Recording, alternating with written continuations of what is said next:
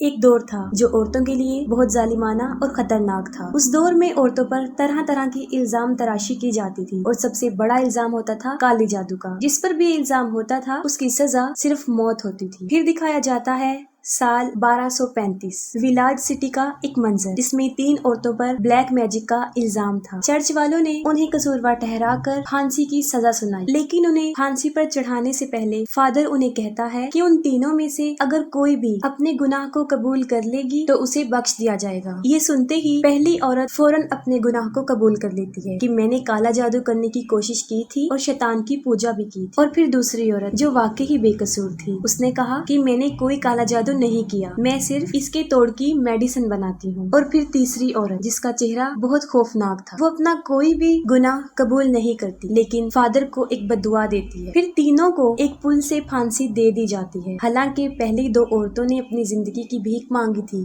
لیکن اس دور میں کالے جادو کی سزا صرف موت تھی۔ پھانسی دینے کے بعد سپاہی ان کی ڈیڈ باڈیز کو ندی میں لٹکا دیتے ہیں اور پھر وہاں سے چلے جاتے ہیں، لیکن انہیں فادر روک لیتا ہے اور کہتا ہے کہ ہم ان کی ڈیڈ باڈیز کو ایسے ہی نہیں چھوڑ سکتے اور کالے جادو کی اثرات کو بھی ختم کرنا ہے، جس کے لیے اسے سالومن کی ایک کتاب سے کچھ الفاظ ان کی ڈیڈ باڈیز پر بولنے ہوں گے، ورنہ اس کا نتیجہ بہت برا نکل سکتا ہے۔ لیکن سپاہی ان باتوں پر بلیف نہیں کرتے تھے، وہ پادری کی کوئی بات نہیں سنتے اور وہاں سے چلے جاتے ہیں۔ لیکن پھر جب آدھی رات ہوتی ہے تب فادر سالومن کی وہ کتاب اس ندی پر لے کر آتا ہے اور ایک ایک کر کے ان عورتوں کی ڈیڈ باڈیز کو باہر نکالتا ہے۔ پھر ان کی ڈیڈ باڈیز پر کچھ الفاظ بولتا ہے جسے منتر کہا جاتا ہے۔ ان میں سے 2 عورتوں کی ڈیڈ باڈیز میں سے تو شیطان چلا جاتا ہے، لیکن تیسری عورت زندہ ہو جاتی ہے، لیکن اب وہ ایک خوفناک شکل کی وچ بن گئی ہوتی ہے اور فادر کو ہی مار کے پل سے لٹکا دیتی ہے۔ اور پھر کافی سال گزر جانے کے بعد 13ویں صدی دکھائی جاتی ہے اور اس دور میں جنگوں کا آغاز ہو چکا ہوتا ہے اور چرچ کی طرف سے لاکھوں کی تعداد میں لوگ جنگ کے لیے شرکت کرتے ہیں، لیکن ان میں سب سے زیادہ جو بہادر تھے وہ 2 سینک تھے جنہوں نے تقریباً ہر جنگ میں ہی بڑی بہادری کے ساتھ شرکت کی تھی۔ وہ دونوں آپس میں فرینڈز ہوتے ہیں اور ایک دوسرے کا کافی خیال رکھتے ہیں، جن میں سے ایک کا نام فیلسن اور دوسری کا نام بہمن ہوتا ہے۔ ان لوگوں نے چرچ میں شامل ہو کر بہت بہادری کا مظاہرہ کیا اور وفاداری کا ثبوت دیا۔ پھر انہوں نے سال 1544 میں سمیریا پر حملہ کیا، ان لوگوں کے ساتھ ان کی جنگ ہوئی اور انہوں نے بہت بڑی تعداد میں لوگوں کو قتل کیا، لیکن اس جنگ میں بہت جلد ان لوگوں کو اس بات کا پتہ چل جاتا ہے کہ ان کے خلاف لڑنے والے کوئی سپاہی نہیں ہیں بلکہ وہ عورتیں اور بچے تھے۔ اور یہ بات انہیں تب پتہ چلتی ہے جب بہمن کی تلوار ایک عورت کے پیٹ میں گھس جاتی ہے۔ پھر وہ دونوں آس پاس عورتوں اور بچوں کی ڈیڈ باڈیز دیکھ کر کافی اپسیٹ ہو جاتے ہیں اور اس بات کا قصوروار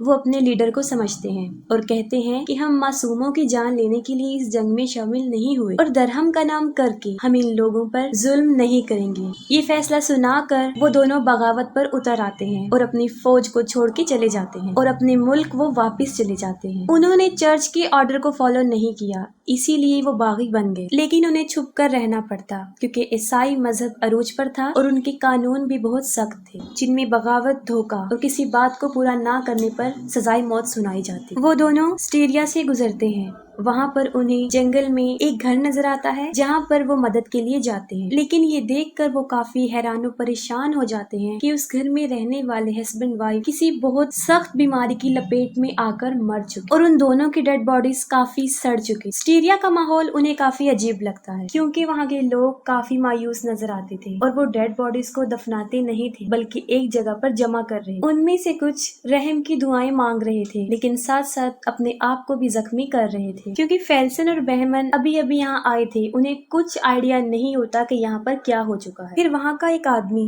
جو سینک تھا وہ انہیں بتاتا ہے کہ یہاں پر ایک بہت خطرناک قسم کی بیماری پھیل چکی ہے جس میں لوگوں کا جسم گلنے سڑنے لگتا ہے اور یہ بیماری پچھلے 3 سالوں سے عروج پر ہے۔ وہ کہتا ہے کہ اسی بیماری میں میری پوری فیملی بھی مر چکی ہے۔ وہ لوگ یہاں پر اپنی مدد کے لیے کچھ سامان اکٹھا کرنے آئے ہوتے ہیں لیکن ان کی تلوار کسی سپاہی کی نظر میں آ جاتی ہے اور وہ اسے پہچان لیتے ہیں۔ جب وہ اس جگہ کو چھوڑ کر جا رہے ہوتے ہیں تو ان کے سپاہی ان کو پکڑ لیتے ہیں اور بادشاہ کے سامنے پیش کرتے ہیں اور وہ بھی اس بیماری کا شکار ہو چکا ہوتا ہے۔ بادشاہ کو فیلسن اور بہمن کے بارے میں پتا ہوتا ہے کہ وہ دونوں بہت بہادر سولجر ہیں، لیکن اب وہ بغاوت پر اتر آئے ہیں۔ بادشاہ انہیں بتاتا ہے کہ یہ بیماری جہنم سے آئی ہے، جسے ایک عورت اس دنیا میں لے کر آئی ہے اور اسے ہم نے قید کیا ہوا ہے، اور کہتا ہے کہ اس کا توڑ صرف سالومن کی کتاب میں ہے، اور وہ کتاب بھی زیورک میں ہے، اور ان وچ کو زیورک لے جانا ہوگا تو وہاں کے لیڈرز اس بات کو ڈیسائیڈ کریں گے کہ ان کے ساتھ کیا کرنا ہے، لیکن ہمارے سپاہی یہ نہیں کر سکتے کیونکہ ہمارے سپاہیوں پر اس کا اثر جلدی ہو جاتا ہے۔ وہ آفر کرتا ہے کہ اگر تم یہ کام کر دو تو چرچ تمہارے سارے گناہ معاف کر دے گا، لیکن بہمن اس کو کرنے سے انکار کر دیتا ہے کیونکہ ابھی بھی اس کے دل میں آخری جنگ کا افسوس تھا۔ ان کا انکار سن کے بادشاہ کو غصہ آ جاتا ہے اور وہ ان دونوں کو ایک جیل میں قید کروا دیتا ہے، لیکن اس جیل میں وہ وچ بھی ہوتی ہے۔ وہ لڑکی دیکھنے میں وچ نہیں لگ رہی تھی، لیکن بہمن کو اس پر ترس تب آتا ہے جب آدھی رات کو وہ اپنے زخموں کی وجہ سے کانپ رہی ہوتی اور رو رہی ہوتی ہے،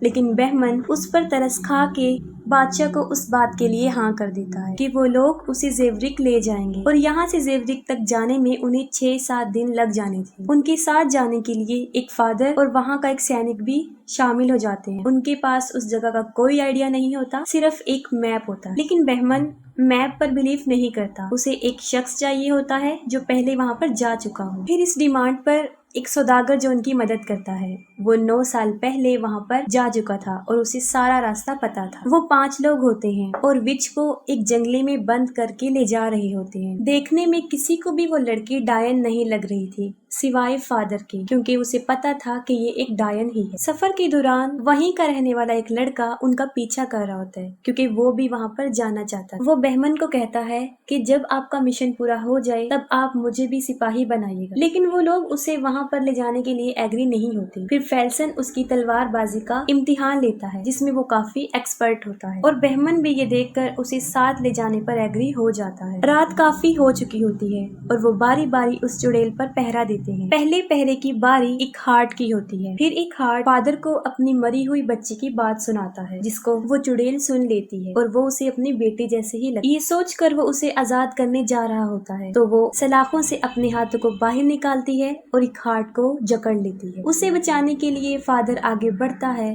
لیکن وہ ڈائن اس کو بھی زخمی کر دیتی ہے۔ اس کے گلے میں بگی کی چابی ہوتی ہے، وہ اسے نکال کے وہاں سے بھاگ جاتی ہے۔ یہ سب ہونے کے بعد فیلسن اور بہمن بھی اٹھ جاتے ہیں، وہ ان کے پاس آتے ہیں لیکن تب تک وہ چڑیل بھاگ چکی ہوتی ہے۔ اس جگہ کے قریب ایک گاؤں ہوتا ہے، وہ وہاں پر چھپ جاتی ہے۔ سب اسے پکڑنے کے لیے اس کے پیچھے جاتے ہیں لیکن وہ کسی کے قابو بھی نہیں آتی کیونکہ وہ بار بار غائب ہو رہی تھی۔ پھر ایک ہارٹ کو اپنی مری ہوئی بچی نظر آتی ہے۔ وہ لڑکی کافی بری حالت میں ہوتی ہے اور مدد کے لیے بلا رہی ہوتی ہے۔ وہ اس کی بیٹی نہیں ہوتی بلکہ وہ ڈائن اسے ویژنز دکھا رہی، لیکن ایک ہارٹ کو یہ سب کچھ سچ لگ رہا ہوتا ہے۔ وہ ان آوازوں کے پیچھے بھاگتا ہے لیکن وہاں پر وہ لڑکا تلوار لے کر کھڑا ہوتا ہے جو ان کے ساتھ آیا تھا۔ ایک ہارٹ کو وہ نظر نہیں آتا اور تلوار اس کے پیٹ میں گھس جاتی، جس پر کائے کافی حیران ہو جاتا ہے کہ ایک ہارٹ کیوں نہیں رکا، کیونکہ وہ چڑیل اسے مختلف جھوٹے ویژنز دکھا رہی تھی۔ ایک ہارٹ تو اسے بچانے کے لیے کھولنے جا رہا تھا لیکن وہ ایک ہارٹ کو ہی مار دیتی ہے۔ اس کے مرنے کے بعد وہ دوبارہ اس لڑکی کو قید کر لیتے ہیں جو کہ ان سے کافی منتیں کرتی ہے کہ اسے چھوڑ دیا جائے اور اسے دوبارہ جنگلے میں بند کر دیا جاتا ہے۔ پھر فادر ان سب کو سمجھاتا ہے کہ وہ کوئی بھی اپنے دل کی بات شیئر نہ کرے کیونکہ وہ ڈائن اسے ہمارے خلاف ہی یوز کر سکتی ہے اور یہ ہمیں عجیب چیزیں بھی دکھا سکتی ہے اور ہمیں آپس میں لڑوا بھی سکتی ہے۔ سفر کرنے کے دوران 2 پہاڑوں کے بیچ ایک گہری کھائی آ جاتی ہے لیکن اس کے اوپر سے گزرنے کا جو راستہ تھا وہ رسیوں کا بنا ہوا ایک بہت پرانا پل تھا، لیکن وہ کافی کمزور تھا۔ ان لوگوں کے پاس گھوڑے کے پیچھے سلاخوں والی ایک بہت بھاری سواری ہوتی ہے جس میں وہ ڈائن قید ہوتی ہے، لیکن اپنے سامان کے ساتھ اس جگہ کو پار کرنا کافی مشکل تھا۔ وہ ایک ایک کر کے پل کو پار کر لیتے ہیں اور سب سے آخر میں اس گاڑی کو لے جاتے ہیں اور کافی مشکل پیش آتی ہے انہیں یہ سب کرتے ہوئے اور وہ پل بھی ٹوٹ جاتا ہے۔ پھر وہ ایک گھنے جنگل میں داخل ہوتے ہیں۔ اس جنگل کو خطرناک جنگل سمجھا جاتا تھا کیونکہ جو بھی وہاں پر آیا وہاں سے بچ کر نہیں گئے۔ وہاں پر بہت فوگ تھی اور وہ اپنی رات گزارنے کے لیے اس جنگل میں ہی رک جاتے ہیں۔ انہیں کوئی راستہ بھی نظر نہیں آ رہا تھا اور سوداگر کو ساری رات نیند نہیں آئی کیونکہ جیسے ہی وہ سونے کے لیے آنکھیں بند کرتا تھا اسے ڈراؤنے خواب آنا شروع ہو جاتے۔ یہ سب کچھ وہ ڈائن کر رہی تھی اور جب سوداگر سے یہ تکلیف برداشت نہیں ہوئی وہ اپنی تیر کمان لیتا ہے اور اس ڈائن کو مارنے کی کوشش کرتا ہے جس پر بہمن اس کو منع کر دیتا ہے۔ जंगल में जगह जगह भटकने के बाद जब काफी दिन तक उन्हें कोई रास्ता नहीं मिलता तो बहमन का दिमाग खराब होना शुरू हो जाता है और वो गुस्से में आकर उस विच को मारने का फैसला करता है, जिस पर फादर उसे रोक लेता है। फिर फेल्सन बहमन को बताता है कि हमें अपनी मंजिल पहाड़ की बुलंदी पर मिल चुकी है और वो जेवरिक वहीं पर है। ऊपर पहुंचकर वो लोग दरवाजे पर काफी नॉक करते हैं लेकिन कोई भी नहीं सुनता। फिर जब काफी वेट करके भी कोई दरवाजा नहीं खोलता तो काय दीवार को पार करके दरवाजा खोल देता है और उस जगह पर बहुत सन्नाटा होता है और फिर वो चर्च के अंदर चले जाते हैं और वहाँ का मंजर बहुत खौफनाक होता है। ये सब देखकर फादर बहुत रोता है क्योंकि वो सब भी अब तक उस बीमारी का शिकार हो चुके थे और सब ही इस बीमारी में मर जाते हैं। फिर वो सोचते हैं कि ऐसी जगह पे शैतान का असर कैसे हो सकता है। वो सब लोग एक ही हालत में मर जाते हैं। वो एक किताब लिख रहे होते हैं। तब फादर उनके सामने इस बात को एक्सपोज कर रहा था कि वो लोग सालोमन की किताब की कॉपी बना रहे थे और असल किताब तो सिर्फ एक है जो इनके पास, और उनमें इस बीमारी और शैतान के असर को खत्म करने के कई मंत्र थे। उन लोगों को यहाँ पर आने से बहुत उम्मीदें होती हैं, जिस पर बहमन कहता है कि यही हमारे पास लास्ट होप है और कहता है कि वो लोग मर गए हैं, वो बड़ी बदकिस्मत थे, लेकिन अब तुम ही हो जो हमें इस मुसीबत से निकाल सकते हो। फिर पादरी उस किताब को खोलता है और मंत्र पढ़ना शुरू करता है, लेकिन उस डायन पर इसका कोई असर नहीं होता और डायन की आवाज मर्दों जैसी हो जाती है और वो बहमन की सारी बुराइयों को वहाँ पर एक्सपोज कर देती है। उस डायन के अंदर एक शैतानी रूह होती है और वहीं पर सारे राज फाश हो जाते हैं और फादर फौरन समझ जाता है कि ये कोई डायन नहीं है बल्कि इसके अंदर किसी शैतानी रूह का कब्जा है जो जहन्नुम से आया है और इसी ने ही वो बीमारी फैलाई है और अब जहन्नुम से निकल के वो इस दुनिया में आना चाहता है। फादर का गैस बिल्कुल ठीक होता है और वो डीमन के मंत्र बोलना शुरू करता है, जिससे फौरन डीमन पर असर होना शुरू हो जाता है और फिर उसका असली शैतानी रूह सबके सामने रिवील हो जाता है, बहुत खौफनाक शक्ल वाला। वो उन सलाखों को पिघला कर वहाँ से उड़ जाता है, लेकिन काय मंत्र पढ़ना नहीं छोड़ता। मंत्र के कंप्लीट होते ही डीमन के अंदर आग की चिंगारी आती है और वो बढ़ते बढ़ते आग फैल जाती है और वो उसे दोबारा जहन्नुम में ले जाती है और वो उसके जिस्म में से भी चला जाता है और बहमन की इस कुर्बानी से कई लोगों की जानें बच जाती हैं और बहमन के गुनाह भी माफ हो जाते हैं कि उसकी दुआ कबूल हो चुकी होती है। काय उन तीनों को दफना के लड़की को लेके वहाँ से चला जाता है और वो खतरनाक बीमारी भी खत्म हो जाती है और यहाँ पर मूवी भी एंड हो जाती है।